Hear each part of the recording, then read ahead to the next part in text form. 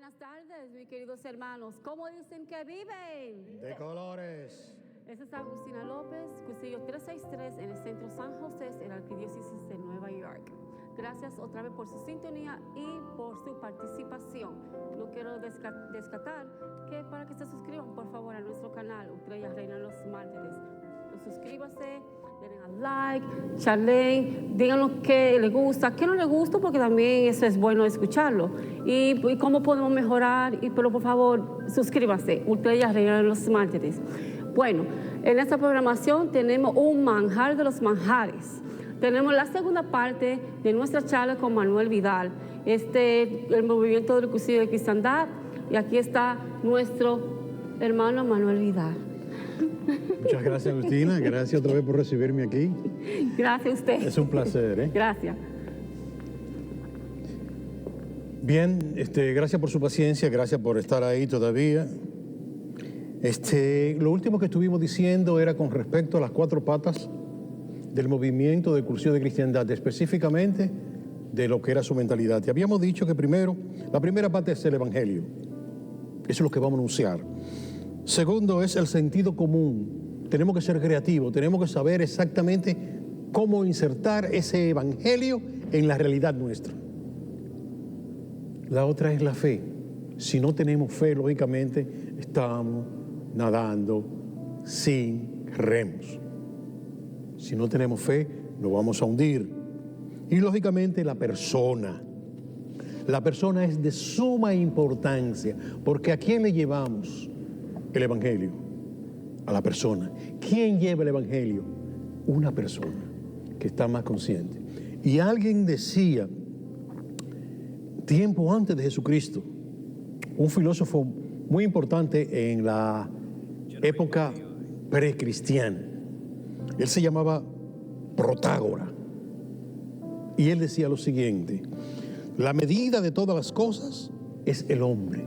La medida de todas las cosas es el hombre. Y luego Jesucristo me lo confirmó más tarde. Y en la Biblia aparece, decía que todas las cosas se hacen para el hombre. El sábado fue hecho para el hombre, no el hombre para el sábado, por ejemplo. Y todo lo que nosotros hacemos es sencillamente por el hombre, para el hombre. Cuando digo hombre, mujeres, por favor, no se me pongan así. Vamos a llamar para la humanidad, para el hombre y para la mujer. ¿Por qué? Porque Dios nos ama. Esta es la base, esta es la columna vertebral del cristianismo. Dios nos ama. Bien, porque hay que tener una importancia, hay que tener una fidelidad con el Evangelio, por la primera pata. Tenemos que tener sentido común, meter el Evangelio, como dije anteriormente, en la realidad actual. Decía en la anterior oportunidad que tuve de hablar con ustedes, de que los problemas de ahora, de los años, del años 2020, no son idénticos, no son iguales a los de los años 1940. Son completamente diferentes. Y por lo tanto, tenemos que atacarlo de una forma completamente diferente. Y ahí está, ahí está nuestra convicción y, lógicamente, el sentido común y nuestra inteligencia y discernimiento.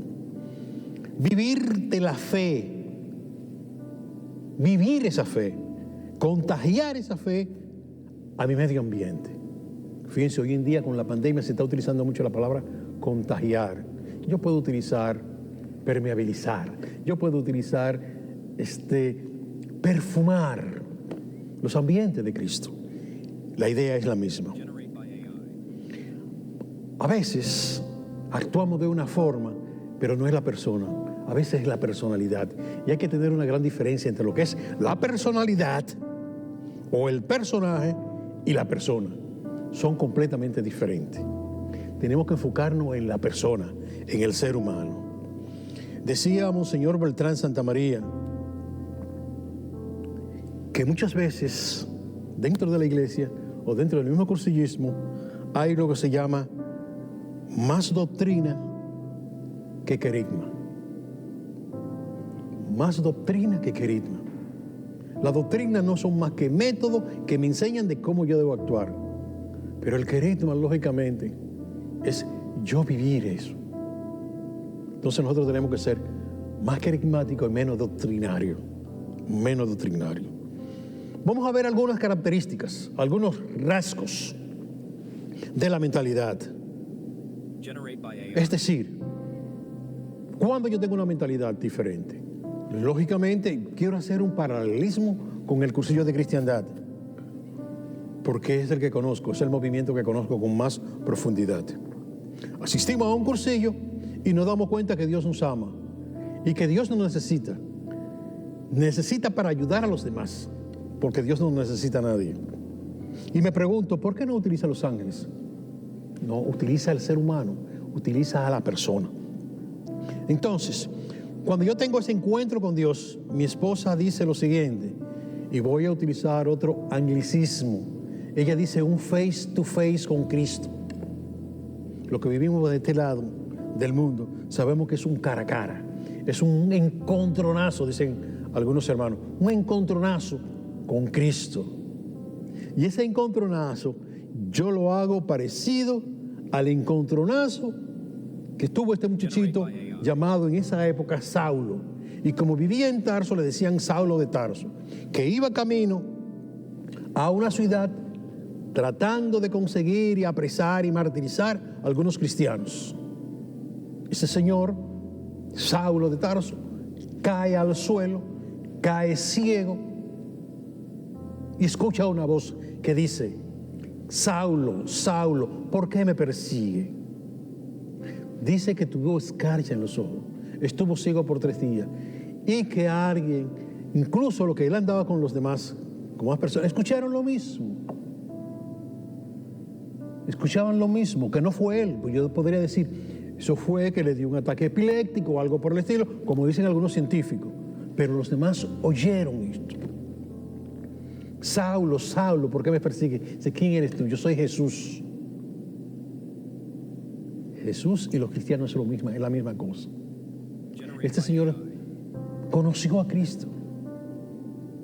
Lo conoció, no lo vio físicamente. Y se considera hoy en día el discípulo que pudo llevar ese cristianismo, que pudo llevar el evangelio a los demás, a los gentiles. Eso es un encontronazo. Ese encontronazo nosotros lo practicamos de muchísimas formas. Ese encuentro con Dios es lo que se llama la conversión. La conversión. Y por lo tanto, cuando yo tengo esa mentalidad, yo miro el mundo de forma diferente. Veo las cosas completamente diferentes. Porque yo tengo una experiencia. Una experiencia es una realidad. De donde yo vengo, seguramente ustedes han escuchado esta expresión que dicen: tiene que viajar, tiene que salir del país, tiene que irte, vete a Estados Unidos, por ejemplo, para que no muera ciego. Seguramente ustedes han escuchado eso, que el que no ha viajado muere ciego. Y tienen cierta razón, porque cuando usted viaja, usted tiene una mentalidad, se le abre su mente, los criterios, los pensamientos se le abren y ven la realidad como es. Y eso hace la mentalidad. La mentalidad te hace ver las cosas completamente diferentes. Y lo primero que vemos es un Dios completamente diferente. Tenemos una visión de la realidad, una visión diferente, una cosmovisión. Vemos el mundo de una forma completamente diferente. Y a Dios ya no tenemos los conceptos que teníamos de Dios. Anteriormente posiblemente creíamos que Dios era un Dios castigador, que pensábamos que era un señor con barba. Hay algunos que consideran que es una materia, hay algunos que consideraban que era alguien que estaba con un látigo en la mano y que cuando a alguien faltaba, lo castigaba.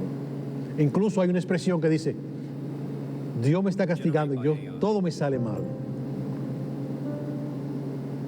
Entonces esa visión cambia completamente. Nuestro Dios, al Dios que yo sirvo y que servimos cada uno de nosotros, estamos ahí, es un Dios de amor. Es un Dios misericordioso, un Dios que nos ama en Cristo, ama a cada persona de una forma única e irrepetible. Mi relación que yo tengo con Dios, que es el mismo Cristo, es una relación personal. Esa es la nueva visión que tenemos de Él. Es decir, soy única persona, una persona e irrepetible. La otra parte es la persona. La persona es llamada. Y cuando digo llamada, vamos a poderle decir, hay una vocación. El llamado no es más que una vocación. Y esa vocación, Dios nos llama a cada uno de nosotros a realizarnos desde nuestra propia conciencia y libertad. Es decir, nos llama a dar nuestra mejor versión de nosotros, de nuestra conciencia, partiendo de nuestra conciencia, lógicamente, y partiendo de la libertad, porque Él respeta mucho la libertad, y eso tenemos nosotros que respetarlo. La otra cosa que nosotros vemos completamente diferente, después que tenemos el encontronazo, después que tenemos una mentalidad, es el mundo. Tenemos que ver el mundo y vemos el mundo como un espacio de salvación. Y que ese mundo debe ser transformado. Y que si ese mundo está mal, o creemos que está mal, nosotros tenemos que cambiar, tenemos que transformar ese mundo por medio del Evangelio que nos enseñó Cristo. Tenemos que transformarlo. Hoy en día decimos que el mundo se está acabando y hay algunos hermanos separados que hablan de una forma apocalíptica. Consideran ellos que el apocalipsis es una cosa negativa y el apocalipsis tenemos que verlo como algo de esperanza. Estamos en los fines del mundo, este mundo se va a acabar y ese es el mensaje que nos quieren llevar y nos están tratando de meter miedo. Digo esto sencillamente porque recuerdo una vez, mi familia eran de una religión que no voy a mencionar el nombre, y yo recuerdo que llego del colegio y está el esposo de una tía mía en el patio sentado, y cuando llega es un fanático dentro en su religión. Me dice, ¿qué tú vas a hacer cuando sea grande? Yo le dije, quiero ser médico. Dice, ¿para qué, mi hijo? Si este mundo se está acabando y no va a haber oportunidad para los médicos, porque va a haber un mundo completamente diferente. Eso me lo dijo hace más de 40 años. Y si el mundo se estaba acabando, él compró junto con su familia 2 y 3 casas más. Y yo me preguntaba, pero si se está acabando, ¿para qué comprar casa? Entonces, esa es la mentalidad que tenemos y que tenemos que borrar. Y la borramos sencillamente cuando tenemos una mentalidad cuando ya hemos encontrado verdaderamente a Cristo. Y la otra parte es, vemos la iglesia de una forma completamente diferente. La iglesia y la evangelización la vemos completamente diferente y tenemos que verla de esa forma. La iglesia tenemos que verla como un sacramento de la salvación, dispuesta a servirlo a nosotros los hombres, para que los hombres lleguen a Dios y Dios llegue a los hombres. Esa es la función de la iglesia. Los hombres lleguen a Dios y Dios llegue a los hombres. Es el puente, es un puente entre Dios y nosotros. Eso tiene que ser la iglesia y tenemos que luchar para transformar esa iglesia de esa manera. En la iglesia, que está formada por nosotros los laicos y también por los sacerdotes, tenemos una misión y tenemos una responsabilidad. ¿Cuál es esa misión? Sencillamente esa misión la obtenemos cuando nos bautizamos. En el bautismo nosotros recibimos eso. Ustedes ven, nuestra iglesia está llena completamente de simbolismo. Y cuando nos bautizamos, el sacerdote llama a los padres y los padrinos para entregarle una vela, y esa vela hay una vela más grande que se llama el cirio pascual, y prendemos esa vela que me dieron en el cirio pascual. El cirio pascual representa a Cristo vivo. Y lo que me está diciendo cuando yo prendo eso es que yo soy luz y sal de la tierra y que yo debo llevar como cristiano esa luz a los demás. ¿Y quién es la luz? Cristo. ¿Y cómo lo llevo? A través del Evangelio. Es una misión. Y también nosotros tenemos esa responsabilidad de ser fermento en nuestro medio, ser fermento en el mundo y en nuestro propio medio. Fíjense, escogieron la sal, no escogieron la miel, escogieron la sal. Ustedes han visto cuando uno tiene una herida y le echan sal, cómo hiere, cómo duele. Porque el cristiano tiene que denunciar las cosas malas que hay en el mundo. Y eso es parte de nosotros. Tiene que denunciar el pecado. Si hay una injusticia, tenemos que denunciarla. Y eso es ser cristiano. Dije anteriormente y repito ahora que la iglesia está para evangelizar, para posibilitar que los hombres experimenten el amor de Dios a través de una evangelización. Tenemos que experimentar ese amor que se basa en el querigma. ¿Se acuerdan en la primera charla cuando vimos lo que era el querigma? Que era el primer pronunciamiento del querigma. Y ese anuncio, esa pronunciación, esa proclamación, tiene que llevarse con alegría, con júbilo. ¿De qué? Porque estamos llevando una buena noticia. Precisamente en el Evangelio, en la primera lectura y la segunda lectura, no habla de la alegría. Y le hablé ahorita del simbolismo que tiene la iglesia. Hoy en día, precisamente hoy, y se van a dar cuenta cuando estamos grabando esto, de que las cuatro velas que están ahí, porque estamos en tiempos de Adviento, hoy hay una que se destaca porque es de un color completamente rosado, y se prendió esa precisamente.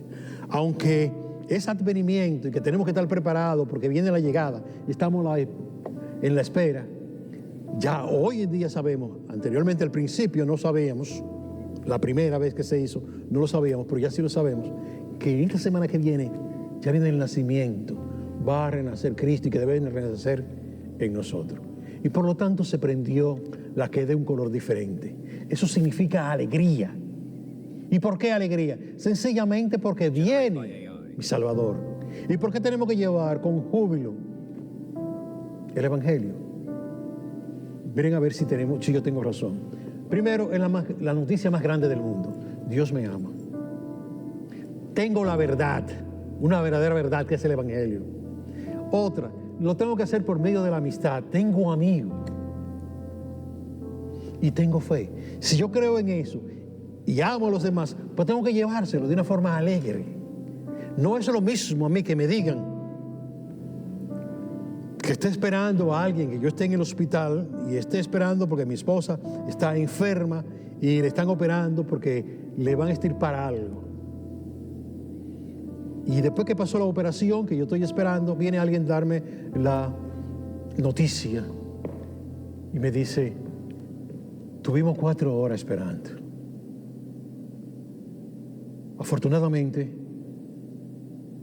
la operación salió bien y tu esposa salió bien y ya no hay ningún peligro. ¿Es una buena noticia o no? Pero me la está dando con alegría. Cuando yo veo que él viene con esa cara así, automáticamente pienso que me va a dar una mala. Pero si me dice, todo salió bien, eso es hermoso, ahora ella va a comer más, ahora... Eso es una buena noticia, pero al mismo tiempo me está dando esa buena noticia sencillamente con alegría. Y eso es lo que nosotros tenemos que llevar a los demás. Seguramente ustedes, cursillistas, le han preguntado, pero ¿por qué ustedes son tan bullosos? ¿Por qué ustedes son tan alegres? Y más de uno ha hecho el cursillo por la alegría, por ese contagio de alegría que llevamos los demás. Y ese es el motivo por qué nosotros estamos alegres. Bien, me falta poco tiempo, entonces vamos a hacer esto más rápidamente. Vamos a ver con visiones de partida, es decir, cuando ya yo tengo la mentalidad, lógicamente yo me lanzo a hacer ciertas cosas y son puntos de partida para yo actuar. Y tengo que actuar dentro del cristianismo. Y el cristianismo tengo que verlo, y ya lo conozco, que no es más, que es una experiencia de amor de Dios. Es una amistad con Cristo y vida en espíritu. En conclusión, el cristianismo es una forma de vida. El señor Romero, Monseñor Romero, ahora no recuerdo el nombre, se me escapa, del Salvador, que murió, me gustaba cómo definía el cristianismo. Decía que el cristianismo no es un conjunto de verdades. Decía que el cristianismo no es cumplir las leyes de Dios. Que eso está bien, está bueno, pero que el cristianismo va más allá. Que el cristianismo es alguien que dio la vida por mí para rescatarme del pecado y que yo debo emular eso, amándolo, demostrándolo con los demás. Ese es el verdadero cristianismo. El cristianismo no es una pose, el cristianismo es una forma de vida. Y lo veo así porque ya es una convicción, es lo que creo, porque yo tengo una mentalidad que me forjé con el carisma y al mismo tiempo con el carisma. La otra es la persona. Todas las personas importan, no importa su circunstancia. Estas personas también están llamadas por vocación a encontrarse con Dios, a transformar su vida y convertirse en testigo de Dios. Ser testigo de Dios no es más que cumplir que Cristo vive en mí, yo vivo en Él. Y que yo demuestro que Cristo vive en mí a los demás. Eso es ser testigo.